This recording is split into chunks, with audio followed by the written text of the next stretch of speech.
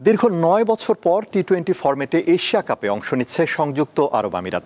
সবশেষ তারা খেলে ২০১৬ সালে। ভারত পাকিস্তানের রাজনৈতিক বৈরিতার জেরেই কপাল খুলেছে আমিরাতের। আয়োজক হয়ে এখনও এশিয়া কাপের দল ঘোষণা করেনি তারা, তবে চলমান ত্রিদেশীয় সিরিজের স্কোয়াডটাই হয়তো হতে পারে তাদের চূড়ান্ত দল।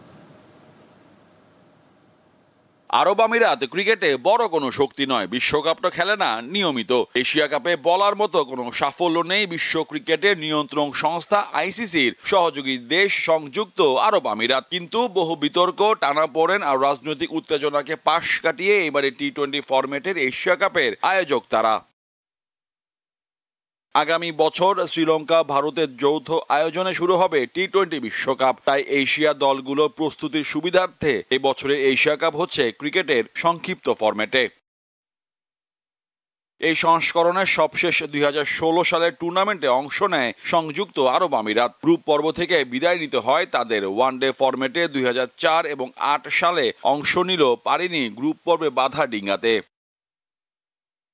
ঘরের মাঠে এশিয়া কাপ ৭ অতিথি দল চূড়ান্ত স্কোয়াড ঘোষণা করলেও এখনো নিজেদের দল চূড়ান্ত করেনি ইউএই। যদিও পাকিস্তান, আফগানিস্তানকে আমন্ত্রণ জানিয়ে ত্রিদেশীয় সিরিজ খেলছে তারা। ধারণা করা হচ্ছে এটাই হবে তাদের এশিয়া স্কোয়াড, কারণ উগান্ডার অনুষ্ঠিত পার্ল অফ আমেরিকা কাপে ফাইনালে হেরে যাওয়া ১৪ সদস্যের দল থেকে ৩ পরিবর্তন করেছে আমিরাত। নতুন করে ডাক পেয়েছেন হর্ষিত কৌশিক, জুনাইদ সিদ্দিকী, মোহাম্মদ ফারুক এবং মোহাম্মদ জাওয়াদুল্লাহ। বাদ পড়েছেন আকিফ রাজা, মতিউল্লাহ খান ও জুহাইব জুবায়ের। অভিজ্ঞ ওপেনার মোহাম্মদ ওয়াসিম রয়েছেন অধিনায়ক হিসেবে।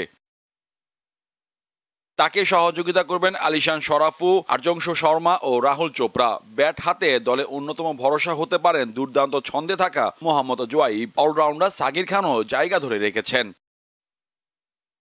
ভারতের সাবেক ক্রিকেটার লালচাঁদ রাজপুত যদিও জানিয়েছেন এশিয়া কাপের জন্য আলাদা একটা দল তৈরি করতে যাচ্ছেন তারা। ৭ সেপ্টেম্বর শেষ হবে ত্রিদেশীয় সিরিজ, যদিও পয়েন্ট টেবিলে তলানিতে থাকায় স্বাগতিকদের সুযোগ নেই ফাইনাল খেলার। মোহাম্মদ হাসিব, দীপ্ত স্পোর্টস।